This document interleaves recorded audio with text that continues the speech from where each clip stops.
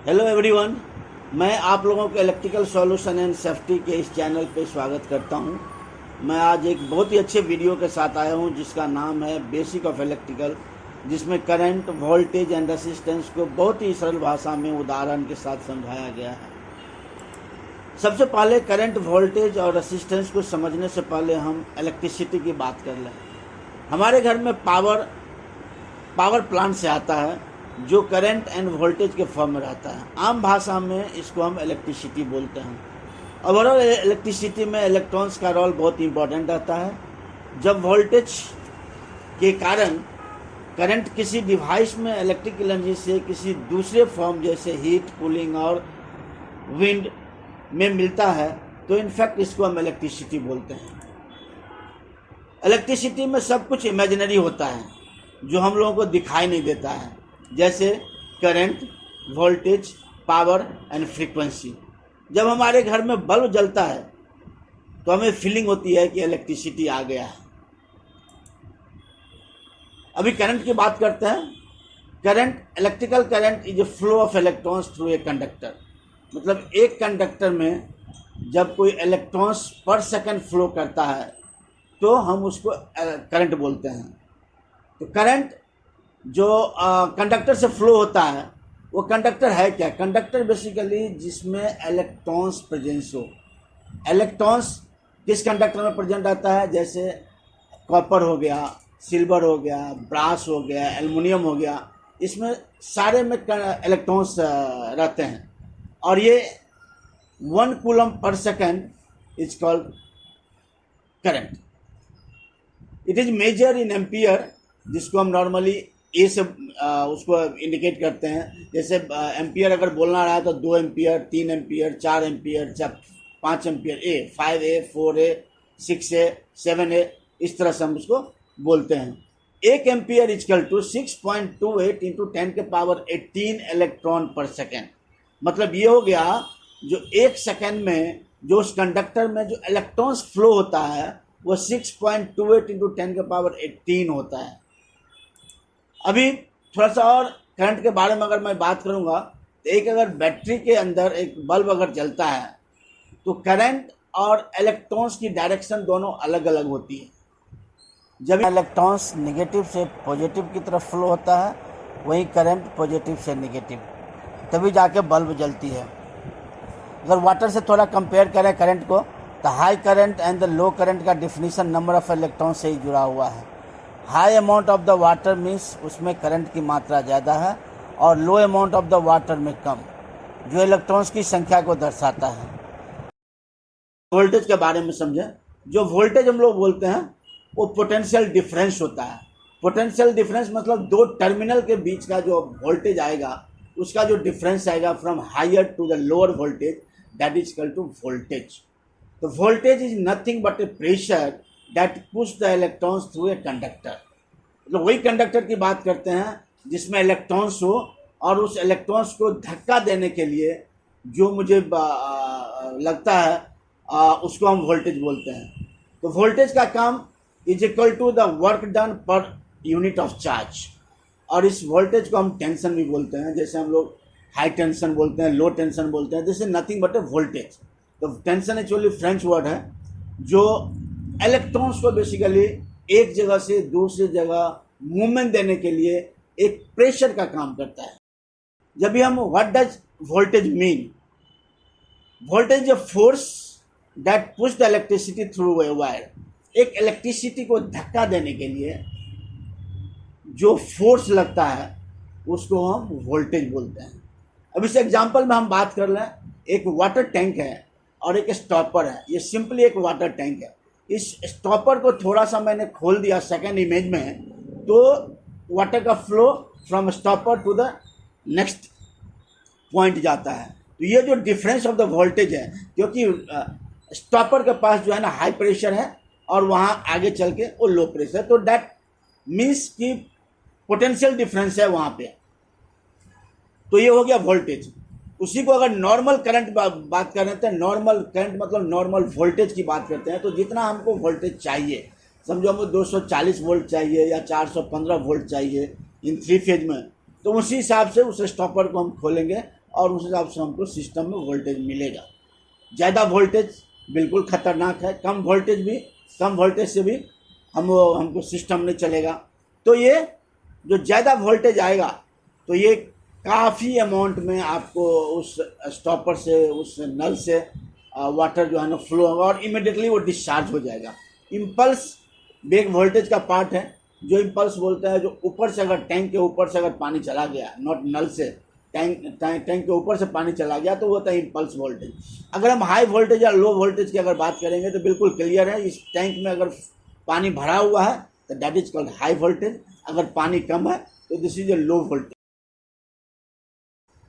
अभी हम थोड़ा सा और रेसिस्टेंस की बात करेंगे। तो रेसिस्टेंस एक प्रॉपर्टी है, एक बेसिक प्रॉपर्टी है जो करंट को आगे बढ़ने से रोकता है और अपोज करता है।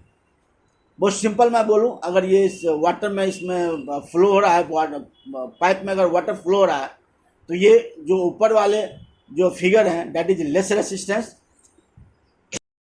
नीचे वाले जो है that is more resistance. Because ये जो ही पाइप को हमने छोटा कर दिया, जो ही पाइप को मैंने श्रिंक कर दिया तो उसमें रेसिस्टेंस बढ़ जाती है और वहाँ पे करंट की, वहाँ पे टेम्परेचर वहाँ पे बढ़ने लगते हैं, बिकॉज वो करंट को अपोज करता है। थोड़ा सा और अंडरस्टैंडिंग के बारे में हम इसको मैकेनिकल वे में अगर बात करें, इस इलेक्ट्रिकल को मैकेनिकल वे से कोरिलेट करें तो हम इसको सिंपली ये बोलेंगे कि एक अपर टैंक है, एक लोअर टैंक है लेटेस्ट से, तो जो हाइट का जो डिफरेंस होगा दैट इज वोल्टेज डिफरेंस, जो हम लोग हमेशा बोलते हैं पोटेंशियल डिफरेंस। जो पोटेंशियल डिफरेंस होगा तभी जाके ये करंट फ्रॉम अपर टैंक से लोअर टैंक फ्लो होगा। तो जो डिस्चार्ज होगा वाटर फ्रॉम अपर टैंक से नीचे लोअर टैंक में उसको बोलते हैं करंट। और जो फ्रिक्शन लगेगा through the sand and through the some collision in the pipe is equal to resistance. तो in short the height difference is equal nothing but a voltage difference, discharge of the water is nothing but a current and the friction is nothing but a resistance। एक और example लेकर हम इसको चलते हैं, बात करते हैं, एक एनालॉग करते हैं for this electrical and the mechanical वे में। एक अगर इलेक्ट्रिकल वे में अगर पंप ले लें, जो कि रिजर्वर से अगर एक वाटर आता है from the low pressure to the high pressure और ये पाइप में अगर जाता है और आगे चल के पाइप को श्रिंक कर दिया जाता है, और सिमिलर एक इलेक्ट्रिकल की अगर राइट साइड में इलेक्ट्रिकल का एक सर्किट लें तो सिमिलरली जो प्रेशर है, लो प्रेशर और the high pressure is nothing but A low voltage and the high voltage. जो ये बैटरी है इलेक्ट्रिकल सिस्टम में और ये मैकेनिकल में ये पंप है।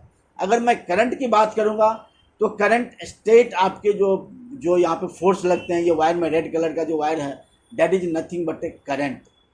ये करंट फ्लो होती है जो एक फोर्स के साथ यहाँ पे इसमें फ्लो होती है। एंड देन एक रेसिस्टेंस है जो हमेशा करंट को जो है ना अपोज करता है फ्लो होने में। तो वहाँ से फिर नीचे जो करंट आती है वो नीचे वोल्टेज जीरो हो जाता है, इसीलिए करंट यहाँ पे भी जीरो हो जाएगा। ऊपर में red colour start from the battery से लेके आगे रेड तक एंड तक वो वोल्टेज रिमेन सेम, इसीलिए करंट वहाँ पे रिमेन सेम रहेगा, एक ही रहेगा। और जो ही रेसिस्टेंस के नीचे आएगा वो श्रिंक हो जाएगा and voltage approx to zero के कारण करंट भी वहाँ पे जीरो हो जाएगा। इसीलिए उसमें ऊपर वाले को हॉट वायर बोलते हैं और नीचे को कोल्ड वायर बोलते हैं। दैट इज फेज ऊपर वाले और नीचे वाले न्यूट्रल बोलते हैं। तो वोल्टेज इंक्रीज मतलब करंट इंक्रीज होता है, रेसिस्टेंस डिक्रीज मतलब द करंट इंक्रीज होता है, दोनों अपोजिट होता है। अगर मैं थोड़ा सा और बात करूँ तो वोल्टेज सप्लाई टू पुश, मतलब एक वोल्टेज क्या होता है, एक धक्का देने वाली बात होती है।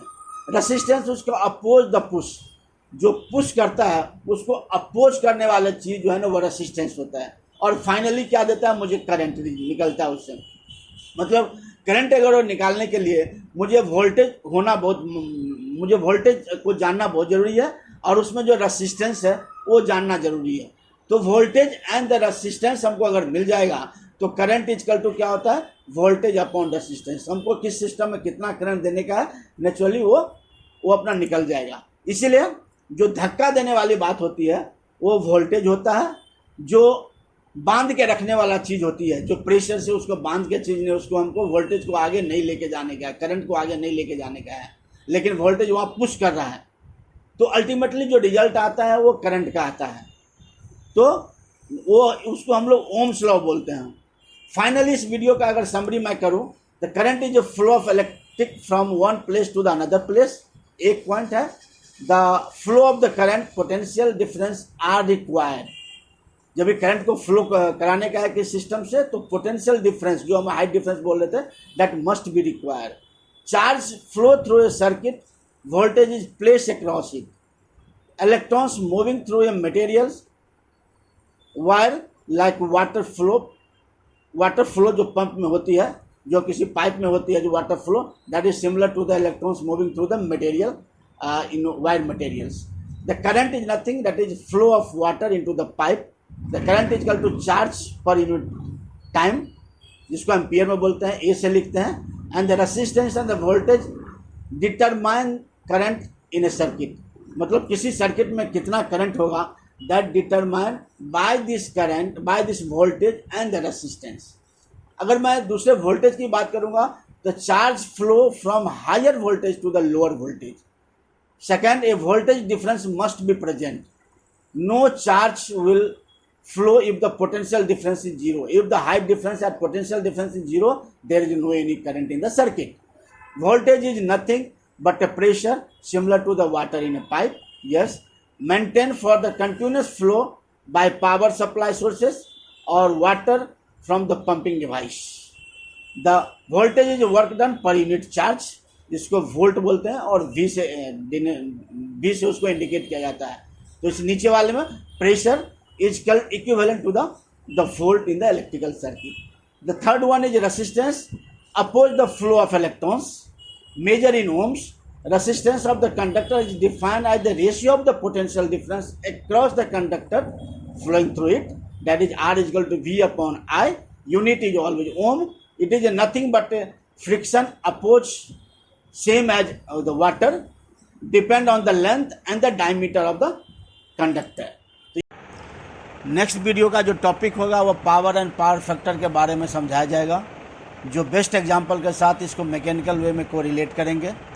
उसके अलावा जो पावर की यूनिट होती है वो वाट, एचपी एंड टन को भी एक सिंपल फार्मूला के साथ बताया जाएगा, और इस तीनों में क्या रिलेशन है इसके बारे में भी हम डिटेल से बात करेंगे. If you like this video, please like, share and subscribe. Jai Hind, Jai Bharat. Thanks to all and have a great day ahead. Thanks a lot.